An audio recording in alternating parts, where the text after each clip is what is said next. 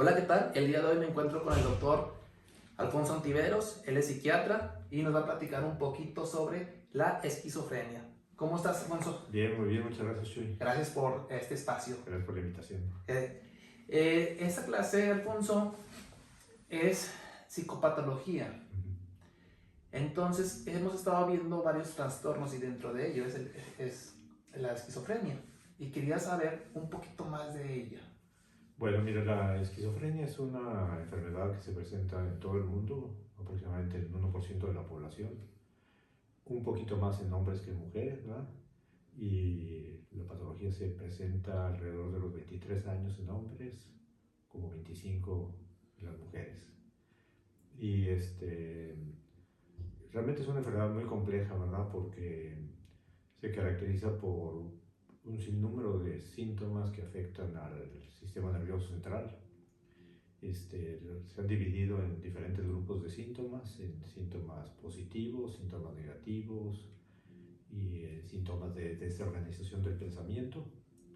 Grosso modo, los síntomas positivos es lo que se llama el síndrome psicótico o el cuadro psicótico, con alucinaciones, ideas falsas que le llamamos delirios, agitación motora, puede ser catatonia, cambios en la personalidad, agresividad. eh, es propiamente los síntomas positivos, que no tienen nada de positivos, pero realmente es el síndrome psicótico.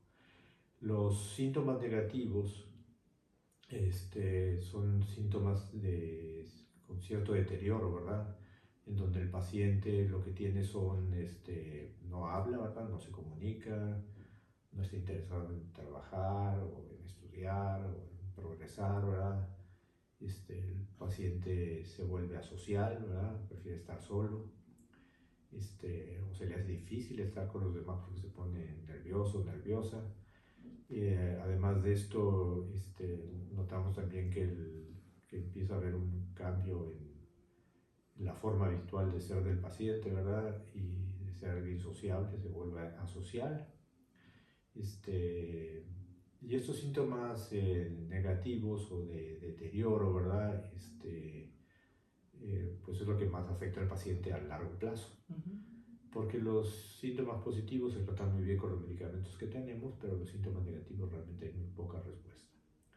Y los síntomas de desorganización del pensamiento se refiere a que la lógica del pensamiento se ve afectada y entonces el flujo normal de pensamiento, ¿verdad?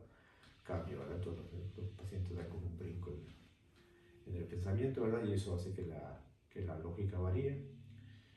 Y además de esto, algo que observamos en la esquizofrenia es un problema en la cognición, ¿verdad? Es decir, hay cambios en la cognición con problemas de memoria reciente, memoria visual, memoria auditiva, dificultad en la solución de problemas cotidianos, y en conjunto, ¿verdad? Los síntomas de deterioro cognitivo y los síntomas negativos hacen que el paciente se deteriore psicosocialmente. Entonces, algo que caracteriza la enfermedad más que la psicosis, ¿verdad? Es el deterioro psicosocial. Es psicosocial. Es así como un paciente puede tener psicosis, pero si no tiene deterioro psicosocial es muy difícil que sea esquizofrénico, puede ser otra cosa.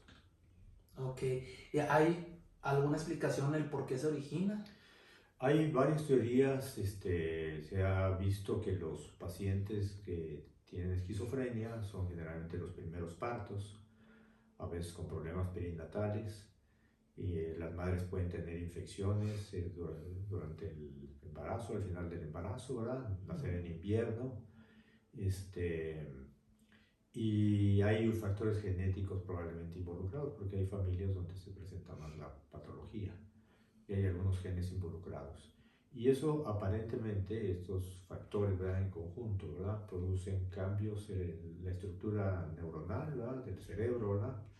En algunos estudios se ha encontrado que la migración de neuronas no es igual, ¿verdad? Que en los cerebros de sujetos normales que los pacientes con esquizofrenia, aunque tienen el mismo número de neuronas, las neuronas migran diferente.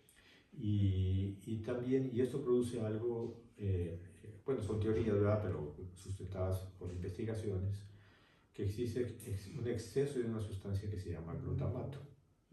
Y este exceso de glutamato puede desencadenarse, digamos, por estos factores, más el estrés, ¿verdad? Que suele haber después de cierta edad, ¿verdad? Y entonces el exceso de glutamato produce un desequilibrio en una sustancia que se llama dopamina, con exceso de dopamina en algunas áreas y falta en otras. Entonces los síntomas positivos serían un exceso de dopamina en lo que se llaman ganglios basales y en el área límbica, y una baja de dopamina en el área del frontal, que es esta área del cerebro. Y la dopamina también es esencial para la motivación. Entonces, cuando hay un déficit de dopamina, el paciente empieza a tener desmotivación, ¿verdad? Puede hacer cosas, pero no se siente satisfecho, no saca gusto por hacerlo, ¿verdad? Y finalmente, este exceso de glutamato lo que produce es algo que se llama neurotoxicidad. Y entonces, parte de los síntomas cognitivos y deterioro cognitivo se han asociado con pérdida neuronal.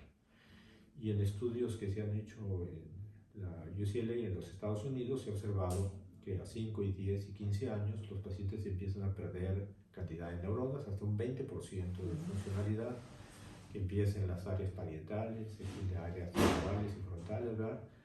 Y observamos también en los estudios por resonancia magnética que los ventrículos están agrandados en más cisuras, como el cerebro de una gente mayor, ¿verdad? Pero de una gente joven. Y esto, por ejemplo, en gemelos que son idénticos, ¿verdad? El que tiene esquizofrenia tiene estos cambios en la citoarquitectura y el que no está afectado no los tiene. Entonces también parece ser que digamos, esta neurotoxicidad está asociada a esto. Entonces, al final de cuentas, digamos, aunque no sabemos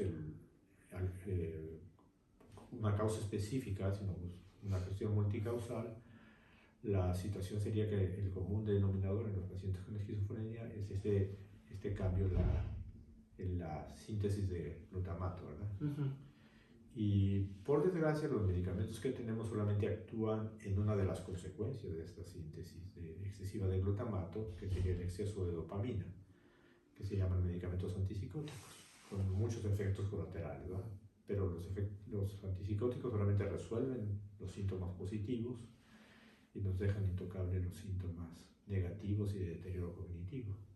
Y por último, ¿una persona podría llegar a ser funcional con este padecimiento? Hay muchas personas funcionales, ¿verdad? Muchos, ¿verdad? Aunque es una enfermedad, digamos, de las más difíciles de tratar, aproximadamente un 25% de los pacientes tienen un buen pronóstico. Claro, el otro 75% no tanto, ¿verdad? Porque tienen una enfermedad que, digamos, está presente todo el tiempo, con algunos sub y bajas, y otros pacientes realmente están muy deteriorados. Pero, digamos, los pacientes con más problemas serían un 25%, otro 25% que están, digamos, emproblemados y a lo mejor no necesitan ayuda para valerse por sí mismos, pero el resto de los pacientes podrían trabajar y llevar una vida relativamente normal y casarse. Sí. Si yo tengo el padecimiento y me caso, ¿mi hijo va a tener el padecimiento? Hay una probabilidad aumentada en tanto para arriba y para abajo, ¿verdad? Es decir, si hay un caso, ¿verdad? Que los padres, si yo soy el paciente, ¿verdad? Hay una probabilidad aumentada de que mis padres tengan la patología, o si yo soy el padre, que mis hijos la tengan, mayor que en la población general. Esta probabilidad, digamos, si en la población general es de 1%, ¿verdad? Entre padres a hijos sube como al 19%. 19%. ¿Cuál es el tratamiento más común? El tratamiento más común es realmente los pacientes, digamos, la mayoría, ¿verdad? Casi todos tienen que ser tratados con medicamentos. Afortunadamente tenemos muchos medicamentos y cada vez hay más y más nuevos, ¿verdad? Y entonces emplean antipsicóticos por largo periodo de tiempo. Y hay algunos avances para tratar los síntomas negativos, pero nada todavía que haya en el mercado, ¿verdad? Y los pacientes, aparte de los fármacos, pues necesitan realmente como una rehabilitación psicosocial y estarlos animando a que hagan cosas y vayan a trabajar. ¿Eso sería con terapia? Sí, hay varias formas de terapia psicosocial, ¿verdad? No solamente la terapia, ¿verdad? Pero realmente se requiere una forma de terapia de apoyo, ¿verdad? Y de solución de problemas. No una terapia psicoanalítica, ni siquiera cognitivo-conductual, ¿verdad? Porque realmente muchos pacientes necesitan aclarar qué tienen que hacer, ¿verdad? Y también, obviamente, apoyo de la familia, ¿verdad? Pero también algo estructurar tareas que les ayuden a salir adelante. Tareas de trabajo, tareas de relaciones con los familiares o con amigos, ¿verdad? A los pacientes se les hace difícil socializar, entonces hay que motivarlos a socializar. Y en países desarrollados, ¿verdad? Hay programas para ayudar a los pacientes a que trabajen, ¿verdad? Hay centros de trabajo, hoteles que son dirigidos por pacientes con esquizofrenia. Pueden incluso ayudar en centros psiquiátricos, ¿verdad? Con otros pacientes. Y todo eso es apoyado por el Estado, ¿verdad? Aquí en México pues no lo tenemos, ¿verdad? Pero las familias pueden ayudar, ¿verdad? Mucho para ayudar a sus pacientes. Pues son como programas de apoyo psicosocial precisamente para que no haya tanto deterioro por los síntomas negativos. O sea, si la persona no está activa, el deterioro es más. Sí, los pacientes que son internados permanentemente, Ajá. ¿verdad? O que no hacen nada, pues sí se van deteriorando cada vez más y más. O aquellos pacientes que tienen múltiples recaídas, ¿verdad? Porque cada recaída pareciera tener un costo neurológico, ¿verdad? Entonces, lo que yo he visto en mi práctica es que cuando un paciente tiene una recaída fuerte y acaba en el hospital, sale del hospital y no sale tan bien como estaba antes, ¿verdad?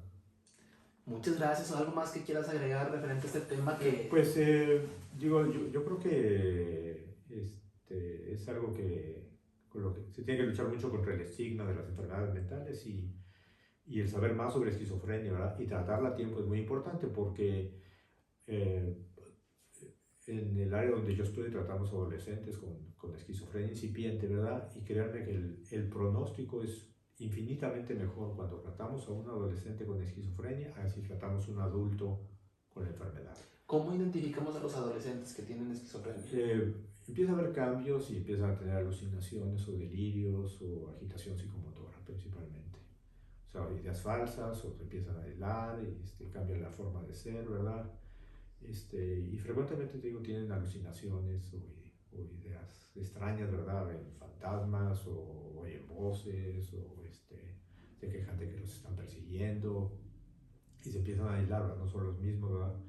Y empieza a haber un impacto importante en calificaciones o ya no quieren ir a la escuela, o empieza a estar agresivo, ¿verdad? Y pues hay que actuar rápidamente, pero cuando actuamos rápidamente el pronóstico es relativamente bueno, ¿verdad? Si detectamos a tiempo un problema, pues lo que estamos haciendo con base al tratamiento es evitar el deterioro. Entonces, muchas gracias. Puede tener un buen pronóstico en ese sentido.